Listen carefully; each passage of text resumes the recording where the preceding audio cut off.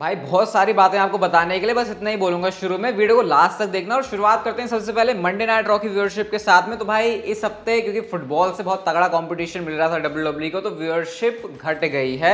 Last week की viewership 2 million से ऊपर थी, लेकिन इस हफ्ते व्यूअरशिप आ गई है 1.710 मिलियन व्यूअर, जो कि कह सकते हैं बहुत बड़ा ड्रॉप है। और हम ये भी कह सकते हैं कि जब से ट्रिपल एच आए कंट्रोल के अंदर, ये रॉ की सबसे ज्यादा घटी व्यूअरशिप है। लेकिन हम ये कह सकते हैं क्योंकि उनको कंपटीशन मिल रहा था, तो इस वजह से हम मान सकते हैं कि ठीक है, थोड़ा उनको दे देते हैं ऐसे मौका। वैसे भी हम ये तो नहीं कह सकते कि मंडे नाइट रॉ का एपिसोड कोई बेकार था, डब्ल्यूडब्ल्यूई ने बेकार चीजें करी, काम ट्रिपल एच ने अच्छा ही करने की कोशिश करी थी।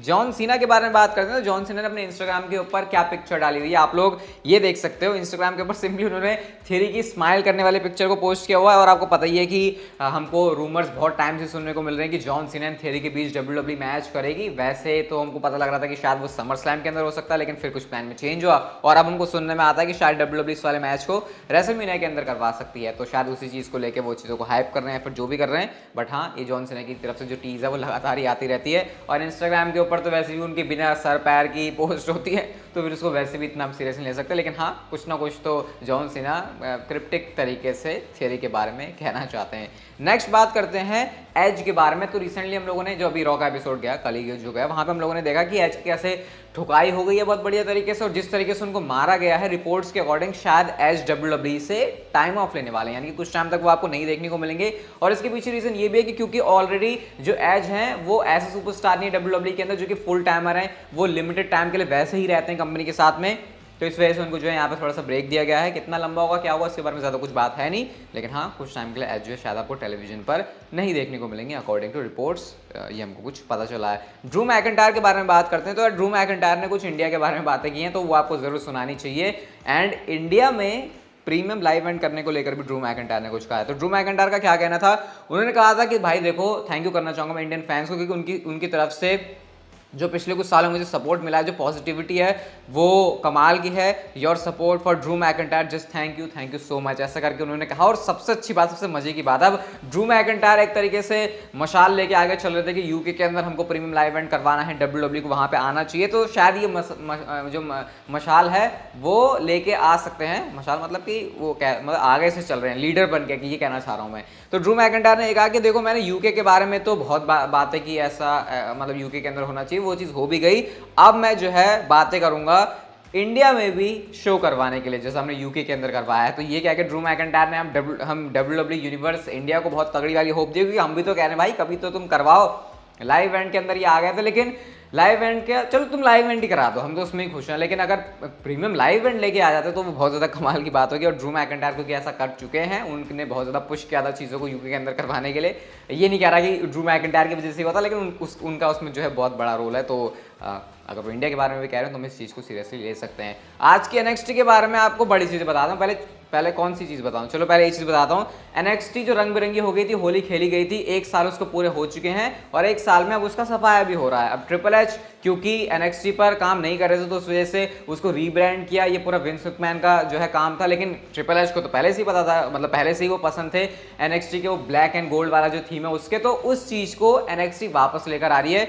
आप लोग सिंपली इस वाली ट्वीट के अंदर देख सकते हो, जहाँ पर हमको ट्रांजिशन देखने को मिल रहा है एनएक्सटी 2.0 रंग बिरंगी एनएक्सटी का, फिर से वो ब्लैक एंड गोल्ड और इस बार तो बीच में व्हाइट भी उन्होंने डाल दिया है। तो ये चेंज है जो कि बहुत ज़रूरी था, क्योंकि बहुत सारे लोग जो कि मतलब पता है एनएक्सटी के साथ क्या सीन था, एनएक्सटी की ऑडियंस वो थी जो कि उनको पहले से देखती थी। अब तुमने क्या किया, एनएक्सटी को बिल्कुल ही रंग बिरंगा बना दिया, तो वो नई ऑडियंस तो लेके नहीं आ पाई और जो पुरानी थी वो भी खो गई। तो आई थिंक ये एक बहुत जरूरी चेंज है जो कि करना था, ट्रिपल एच ने आके बिल्कुल सही किया है। और जो आज मेजर चीज हुई है शो के ऊपर वो ये है कि ब्लड लाइन के मेंबर सोलो सिकोवा चैंपियन बन गए। हम कहाँ बातें सोच रहे थे कि शायद वो इंटरकॉन्टिनेंटल चैंपियनशिप जीत सकते हैं या फिर वो यूनाइटेड स्टेट्स चैंपियनशिप जीत सकते हैं, तो ब्लड लाइन जो है पूरी चैंपियनशिप से भर जाएगी। लेकिन उन्होंने ये कमाल कर दिया, एनएक्सटी के अंदर जाके मेन रोस्टर पर भी एनएक्सटी के ऊपर भी शायद साथ साथ चलने वाले हैं। क्या हुआ, उन्होंने कार्मेलो हेज को हरा दिया है और वो बन गए हैं एनएक्सटी के अंदर नॉर्थ अमेरिकन चैंपियन। तो मतलब कि अब जब वो आएंगे ब्लड लाइन के साथ मेन रोस्टर के ऊपर, तो फिर आपको उनके पास भी चैंपियनशिप देखने को मिलेगी, जो कि बहुत बड़ी बात है, जो कि बहुत तगड़ी बात है। ब्लड लाइन के अंदर चैंपियनशिप आ गई है।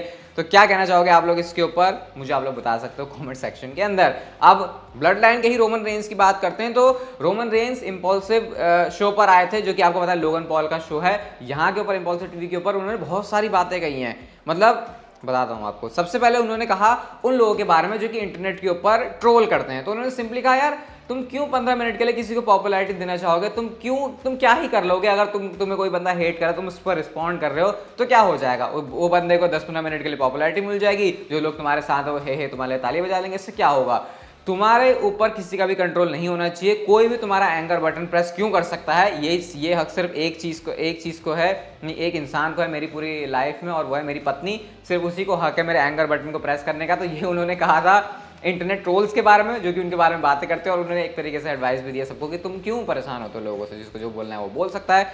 फिर उन्होंने यहाँ पर बात करी ब्रॉक लेसनर के बारे में। जब लोगन पॉल ने कहा कि क्या ब्रॉक तुम्हारे लिए सबसे मुश्किल अपोनेंट रहा है, तो उन्होंने कहा हाँ, हमने एक साथ बहुत सारे बड़े बड़े शोज को मेन इवेंट किया हुआ है, लेकिन जो टफनेस ब्रॉक लेसनर लेकर आता है रिंग के अंदर वो कोई नहीं ला सकता। और अब तक के लिए मेरा जो सबसे ज़्यादा बिगेस्ट राइवल रहा है, जो सबसे खतरनाक रहा है मेरे लिए, वो ब्रॉक लेसनर ही है। तो ये वैसे वो अलग अलग इंटरव्यूज के अंदर भी बोल चुके हैं, और जैसे जैसे हमने और मैचेस देखे ब्रॉक लेसनर रोमन रेंज के जो ट्रक की उठा दिया था, वो ट्रक से उन्होंने वो पूरी रिंग ही उठा दी थी, वो तो भाई रोमन रेंज को हमेशा याद रहने वाला है, क्योंकि वो जो गिरे थे, वो जो सेल था वो भी बहुत कमाल का था। अब शायद इससे बड़ा राइवल भी है रोमन रेंज के पास, एंड द रॉक हैं वो। तो रॉक के बारे में लोगन पॉल ने सवाल पूछा, भाई बड़े इंटरेस्टिंग सवाल पूछे थे इस वाले पूरे ये जो पूरा इनका इंटरव्यू या फिर ये जो पॉडकास्ट वाला सेशन था। यहाँ पे उन्होंने कहा कि अच्छा रॉक के साथ सोफा स्टेडियम के अंदर फिर क्या सीन है तुम्हारा। तो उन्होंने कहा देखो मैं कोई शोज को बुक नहीं करता, मैं किसी भी चीज़ के लिए तैयार हूँ, और अगर ऐसा चीज़ हो रहा है तो भाई मैं इसके लिए हमेशा रेडी रहूँगा। और उन्होंने ये भी कहा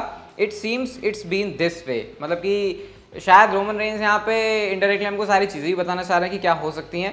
वैसे प्लान तो पूरा है WWE का Roman Reigns and the rock के मैच का, बट बात वही है कि क्या रॉक का जो शेड्यूल है वो अलाउ करता है, फिर नहीं करता है तो फिर एक झट से आपको Roman Reigns and the rock जो है देखने को मिलेगा रेसलमेनिया के अंदर 39 के अंदर सोफा स्टेडियम से।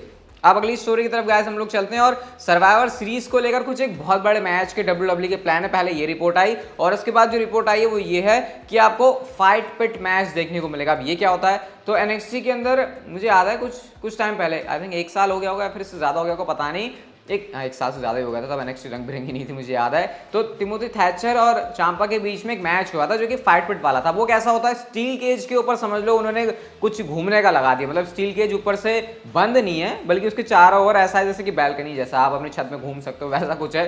तो वैसे ही कोई स्टिपुलेशन जो है WWE लेके आ सकती है, और NXT के अंदर जो हम लोगों ने चीज़ें देखी हैं वो चीज़ें काफ़ी हद तक आपको मेन रोस्टर के ऊपर इंप्लीमेंट होती हुई दिखा देंगी, क्योंकि वो सारे ट्रिपल एच के आइडियाज़ से, तो बहुत सारे वहाँ की चीज़ें आपको मेन रोस्टर के ऊपर देखने को मिल सकती है, और शायद उसमें से ही ये एक वाला आइडिया है। अब चैंपियनशिप बेल्ट के अंदर भी कुछ चेंज हो रहा है, तो आप लोग ये वाला ट्वीट देख सकते हो, ये बेल्ट फैन डैन का है, इनकी तरफ से पास में मुझे याद है, मैं 2-3 साल इससे तो ज़्यादा ही मुझे याद है टाइम से फॉलो कर रहा हूँ, बेल्ट्स के बारे में हमको इनकी तरफ से रिपोर्ट्स बहुत ज़्यादा सुनने को मिलती है। तो उन्होंने ये कहा है कि जो टैग टीम चैंपियनशिप बेल्ट है उसमें तो कुछ होने वाली चीज़ें, जैसे कि डुअल प्लेट्स उसमें आ जाएंगी, ब्लैक स्ट्रैप हो जाएगा, अभी वो जो काला है, अभी जो रंग वो अलग अलग थीम के हिसाब से शायद वो चेंज हो रहा है। फिर उन्होंने कहा कि बीच में एक बड़ा सा लोगो आ जाएगा, अभी हमको वो वाइकिंग टाइप के देखने को मिलते हैं, 2 ऐसे है ना, देखा ही होगा आपने बेल्ट के अंदर वो डिज़ाइन है, तो ऐसा कुछ है यहाँ पर। और फिर यहाँ पर ये भी लिखते हैं कि women's belt getting coloured backing soon, तो ये भी चेंज जो है आपको बेल्ट के डिज़ाइन में ऐसे कुछ देखने को मिल सकता है। तो देखते हैं फिर अब किस तरीके से चीज़ें होती है, और डिज़ाइन वगैरह भी कुछ नहीं है, सिर्फ इनिशियली बातें पता चली हैं, अगर डिज़ाइन वगैरह आएंगे तो वो मैं आपके साथ डेफिनेटली चैनल के ऊपर शेयर कर दूंगा। अब चलते हैं गाइस हम हमारी आज की नेक्स्ट एंड फाइनल स्टोरी की तरफ, और ये बहुत ज़्यादा इंटरेस्टिंग है, एंड मतलब कि कुछ रोमन रेंज के साथ बहुत अब मुझे लग रहा है अजीब सी चीज़ होने वाली है। तो देखो रेसल वोर्ड्स की तरफ से क्या ट्वीट है, जो कि मैंने आपको बताया सबसे ज़्यादा रिलायबल सोर्स है, हालांकि ये सोर्स भी गलत हो गया क्योंकि प्लान से चेंज हो गए, मैं ऐसा मानता हूँ, क्योंकि मैंने अब तक जितनी भी यहाँ से ऐसे रिपोर्ट सुनी है वो बहुत ही मैंने शायद देखा नहीं है कि कुछ इनकी तरफ से गलत आता हो, अनलेस एंड अनटिल कोई प्लान में चेंज हो जाए। फिर आप लोग ये भी सोच सकते हो कि हाँ भाई अगर नहीं हुआ तो प्लान में चेंज हो गया, बट ऐसा नहीं होता। जो इनसाइडर्स हैं वो काफ़ी कंफर्म चीज़ें लेके आते हैं। तो इन्होंने यहाँ पर ये कहा कि WWE क्या कर रही है कि मेनिया सीजन में वो मतलब रेसलमेनिया में वो अलग अलग 2-2 चैंपियंस रखना चाहती है, लेकिन वो कैसे रखेगी, क्योंकि अभी तो रोमन रेंज के पास दोनों चैंपियनशिप है, लेकिन इस टाइम पर बट ये भी लिखा है but they also don't want range losing at all, मतलब कि वो ये भी कह रहे हैं कि नहीं रोमन रेंज हार भी नहीं सकता। तो फिर यहाँ पे जो है ट्रिपल एच की उनकी जो पूरी कंपनी है वो ओपन है सारे क्रिएटिवली चीज़ों के लिए। फिर उसके बाद हमको क्या पता चलता है कि शायद रोमन रेंज की तरफ से जो टाइटल है वो वैकेट हो सकता है, यानी कि रोमन रेंज एक चैंपियनशिप दे सकते हैं, और ये चीज़ आपको WWE के Day 1 प्रीमियम लाइव इवेंट से पहले शायद देखने को मिल जाए। मतलब कि WWE इस समय ये कोशिश कर रही है कि कैसे भी करके एक चैंपियनशिप उनके पास से ले ली जाए। लेकिन वो कंफ्यूजन में भी है कि रोमन रेंज को रेसलमेनिया में हम लेके जाएंगे, लेकिन एक चैंपियनशिप उनसे कैसे ले। तो ये कुछ ऐसा कि विंस मैकमैन का किया धरा, अब ट्रिपल एच को थोड़ी सी मुश्किल यहाँ पे पड़ रही है। और साथ में हमको ये बात पता चलती है कि एक आइडिया ये भी पिच किया गया कि ट्रिपल एच सिंपली आएंगे और वो बोलेंगे कि रोमन हम चाहते हैं कि या तो सिंपली मंडे नाइट रॉ के ऊपर काम कर, तुझे हमेशा शो अप करना पड़ेगा, जैसे तू स्मैकडाउन के ऊपर आता है वैसे तो स्मैकडाउन के ऊपर भी नहीं आ रहे, और अगर तू नहीं आ रहा तो सिंपली तू एक चैंपियनशिप को हैंड ओवर कर दे, मतलब कि रोमन रेंज के पास से एक चैंपियनशिप ले ली जाए। और इससे क्या होगा, रोमन रेंज को प्रोटेक्ट किया जाएगा कि उनके पास से एक चैंपियनशिप भी ले ली जाए और उनको कोई हार का भी सामना ना करना पड़े। तो भाई देख रहे हो WWE कितनी ज्यादा यहाँ पे तिकड़म बैठा रही है कि कैसे भी करके एक चैंपियनशिप उनसे ली जाए, बट फिर लेनी भी क्यों है, लेकिन रेसलमेनिया में उनको दो अलग अलग चैंपियंस भी रखने हैं। आई होप आप लोग चीज़ों को समझ लोगे, मेरे भी थोड़ा सा कॉम्प्लेक्स है, बट यही सिचुएशन है। अब देखते हैं क्या WWE करती है और कैसे लेनी है रोमन रेंज के पास से एक चैंपियनशिप। अगर आपको ये वीडियो अच्छी लगी तो इसे लाइक जरूर कर दो, चैनल को कर लो शेयर, सब्सक्राइब, नोटिफिकेशन बेल को on, and see you guys in my next video.